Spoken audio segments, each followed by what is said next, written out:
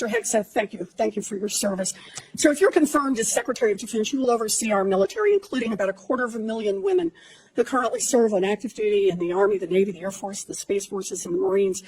And I have serious concerns that your behavior toward women disqualifies you from serving in this role. Now, I've been trying to get answers from you for quite some time on this. You haven't wanted to meet or to answer any of my questions, so we'll just have to do it here and dive in. I want to pick up on some of the questions asked by Senators Shaheen and Gillibrand and Hirono, and I just want to make sure we have a list of some of the facts that I think are undisputed. I'm not going to talk about anonymous sources. I'm just going to quote you directly. We've got the video. We've got it in print. So going back to January 2013, you told a Fox News interviewer that women in the military simply couldn't measure up to men in the military, saying that allowing women to serve in combat roles would force the military to lower the bar. You picked up on that same theme in 2015, making remarks on Fox News, referring to women in combat as, quote, it would erode standards. June 2024, you said on Ben Shapiro's podcast, quote, women shouldn't be in combat at all. And then, of course, we've talked about it in 2024. You published a book, and you say on page 26 of your book, we need moms, but not in the military, especially in combat units. Page 48 of your book, you claim that women should not be in combat roles because men are distracted by women. And then 10 weeks ago, you appeared on the Sean Ryan show and said, I'm straight up just saying we should not have women in combat roles. Now, I presume you recall making all these statements?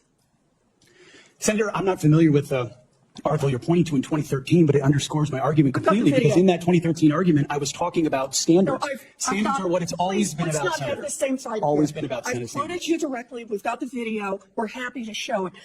But I want to be clear here. For 12 years, you were quite open about your views, and your views were consistently the same. Women are inferior soldiers, sailors, Marines, airmen, and guardians. And in case anyone missed the point, and these are your words from 10 weeks ago, women absolutely straight up should not be permitted to serve in combat. And I notice on each of these quotes, those are said without qualification. It's not by how much you can lift or how fast you can run. They don't belong in combat, period, or your words straight up. And then on November 9th, 2024, just 32 days after your last public comment saying that women absolutely should not be in combat, you declared that, quote, some of our greatest warriors are women, and you support having them serve in combat. Now, that is a very, very big about face in a very, very short period of time.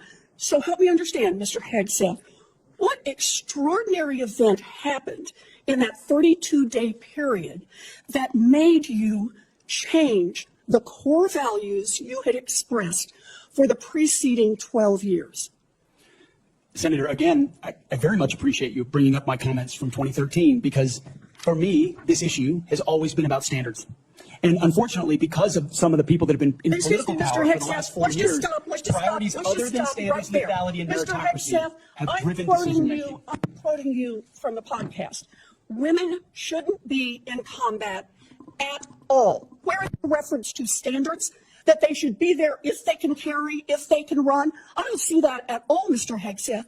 What I see is that there's a 32-day period in which you suddenly have another description about your views of women in the military. And I just want to know, what changed in the 32 days that the song you sang is not the song you come in here today to sing?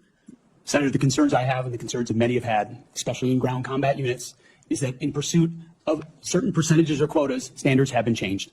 And that makes the combat more difficult let me make a for everybody suggestion involved. about what happened in that 32 days. You got a nomination from President Trump. Now, I've heard of deathbed conversions, but this is the first time I've heard of a nomination conversion. And I hope you understand that many women serving in the military right now might think that if you can convert so rapidly your long-held and aggressively pursued views in just 32 days, that 32 days after you get confirmed, maybe you'll just reverse those views and go back to the old guy who said straight up, women do not belong in combat. Now, Mr. Hegseth, you have written that after they retire, generals should be banned from working for the defense industry for 10 years. You and I agree on the corrosive effects of the revolving door between the Pentagon and defense contractors. It's something I would have liked to talk with you about if you'd come and been willing to visit with me. But the question I have for you on this is, will you put your money where your mouth is? and agree that when you leave this job, you will not work for the defense industry for 10 years? Senator, it's not even a question I've thought about because it's Think not about it one right that, now. it's not one, my motivation for this job. I understand has never that. I been just about need what a could yes or no conceivably here. come next. Time is short. I just need a yes or no. I would consult with the president about what the policy should be In at the Defense other Department. words, you're quite sure that every general who serves should not go directly into the defense industry for 10 years, but you're not willing to make that same pledge?